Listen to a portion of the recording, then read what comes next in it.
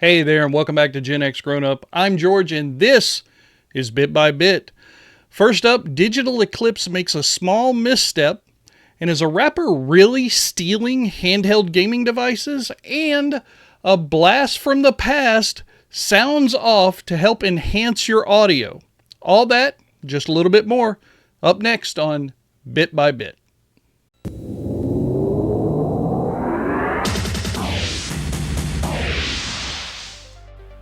Alright, first up from PCGamer.com, we've got some mixed reviews coming in on Mortal Kombat Legacy Kollection, especially on Steam and all of the other platforms. So let's take a look. Right now, just within a few days of the release, it's got a 55% of its Steam reviews are negative. Input lag is the biggest complaint that we're hearing across the board, and I've read some other articles that say that the PS5 version is the one with the most lag right now, and somebody took some measurements and whatnot. The Steam version seems to be the one with the least amount of lag, but still enough that it's upsetting people. So this is not a good look for Digital Eclipse on such a high-profile game and its collection. This was the one that really should have been the feather in their cap. Now, they're hopefully going to put out some updates, but before we get there, it's not just the lag. It's also online players complaining about the AI of their opponents. So here we go. This one caught me. That's why I highlighted it. Since half of the match is just the enemy social distancing and staying 6 feet away from me, God forbid Melania gets blank COVID.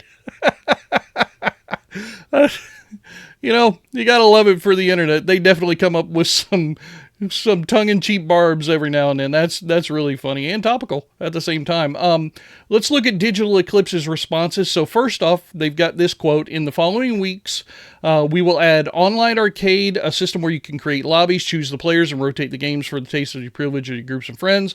We'll finalize the UI details on these features now. Additional fixes will be addressed in the coming days in another update." Now, you know, here at GenXGrownUp, we love Digital Eclipse and Atari, and of course, we're all big fans of the Mortal Kombat franchise, but I'm just wondering, all things being considered, does this feel like Digital Eclipse kind of rushed this release? And I'm also wondering, is there a reason why they had to? We all know that Mortal Kombat is a part of this whole Warner Brothers game thing that might be for sale, might not be for sale. It's all up in the air and whatnot. Did Warner Brothers Games maybe push Digital Eclipse, who acquired the license from them, to push this out a little bit too soon? Or were they just trying to hit a release date before Christmas? I'm not really sure. We haven't talked to any of our friends over at Atari or Digital Eclipse about that specifically yet, but I really wish that they'd have taken just another few weeks. If they've got patches around that they are working on and they're going to be able to release very soon, I think it would have been a much better look if they would have just taken an extra couple of weeks to finalize the system, get all those patches installed to make sure that we didn't have such a wah-wah kind of release. But what do you guys think? Let me know in the comments down below. All right, here's a bit from NintendoLife.com.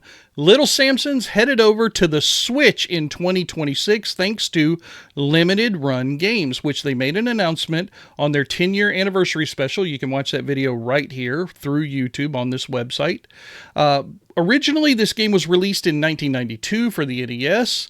Shinichi Yoshimoto was the designer and director on this game, so very cool little game. The reason why I wanted to highlight it is because this is one of the more rare and wildly priced games that you can collect for the NES. Here it is. It's infamously one of the most expensive NES games out there, with copies going for hundreds. Now, I found this article thanks to Blocky Dad over on our Discord server. He was kind enough to send the link over to me, but yeah, this ought to change some of those prices if this gets released so that more people have the access to play it on Switch. Now, this is coming out in 2026, but they do say that it's worth highlighting that Limited Run Games has come under fire in recent months due to delays on physical products. Now, this doesn't seem like a physical product. I think they're going to release it for digital download, but, you know, who knows? Maybe they're going to have some those little Switch cartridge things to plug into your Switch device as well.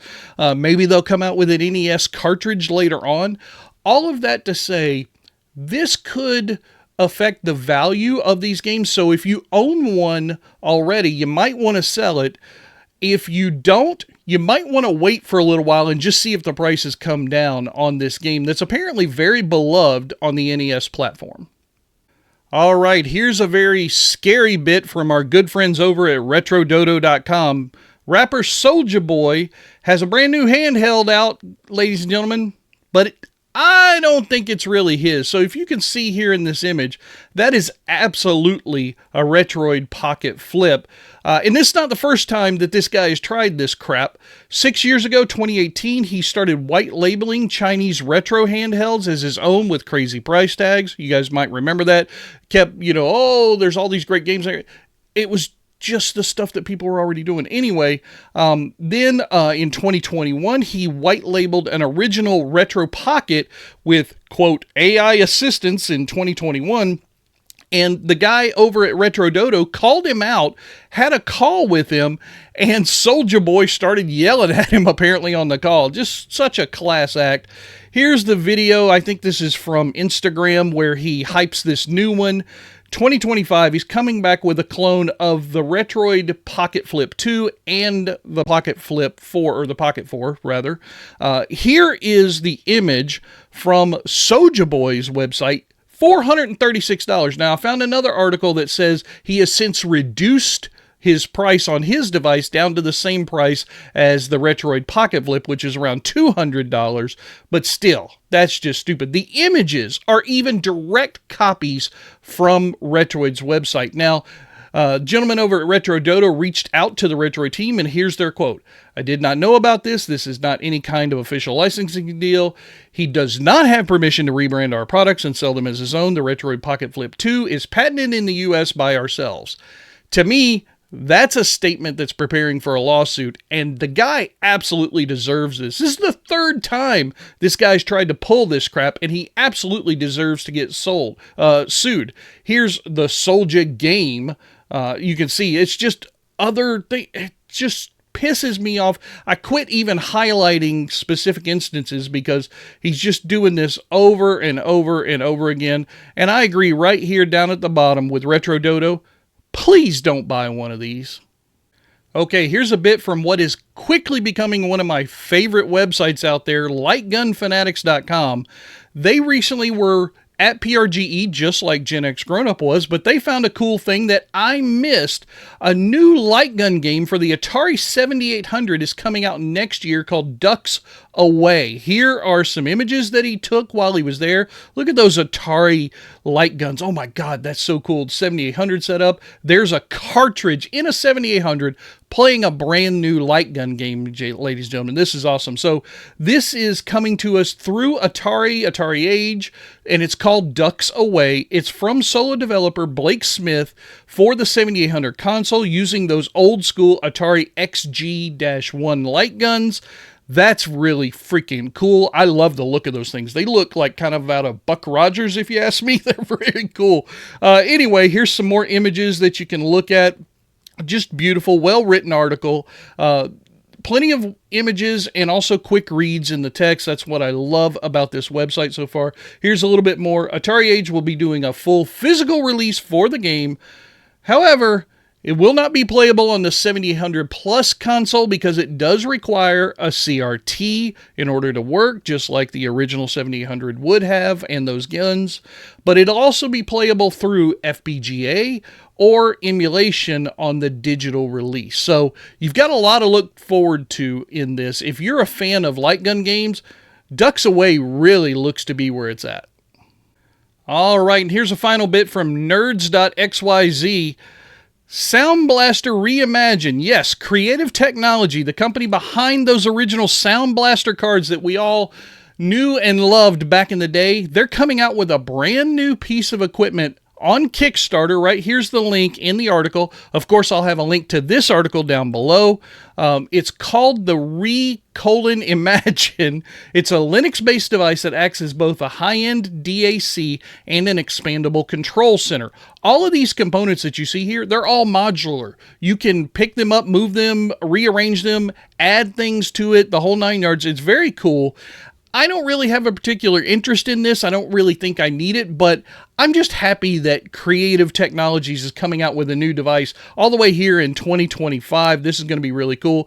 Right now, the Kickstarter, it's raised $150,000. Originally, it only needed $15,000 to be successful. So there's still, as of this writing, 49 days left, I think it is. But yeah, it's really cool. I'm just really impressed that this company is still hanging around building new audio equipment. All right, speaking of Kickstarter, I just wanted to highlight a couple of new projects that are out there that we're very familiar with, and we've talked with the people behind them.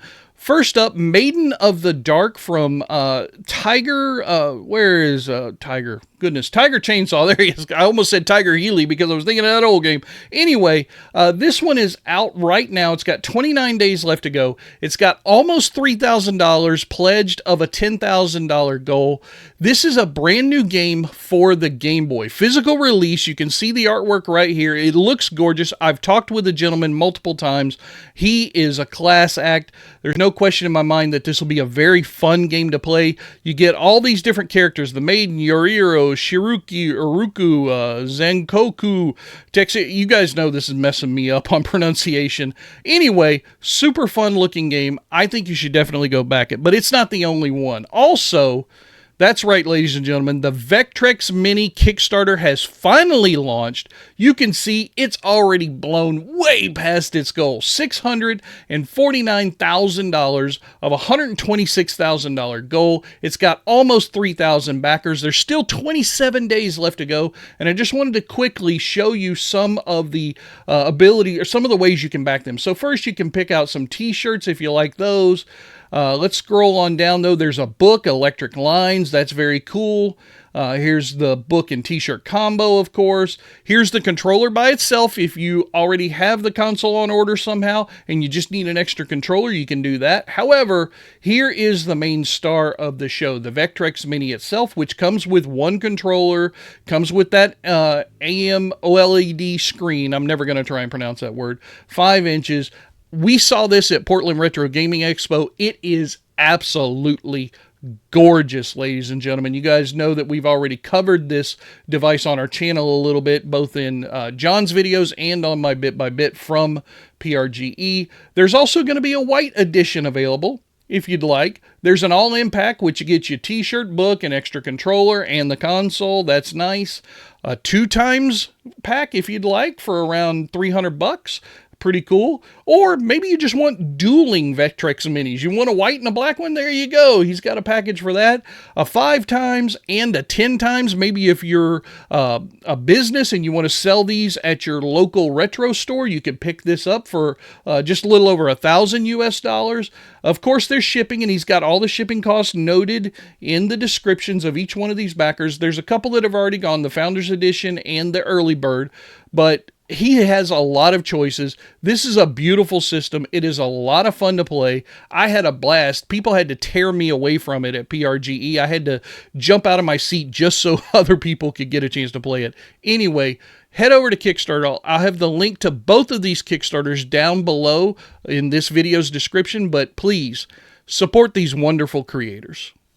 And that will wrap it up for another Bit by Bit. Thank you guys so much for sticking around to the end. Love you guys. We'll talk to you again next time. Bye-bye. That's going to do it for the news making headlines in the gaming world right now. I am George, and if you want to see more, hit that subscribe button, and I'll keep on bringing you the news bit by bit.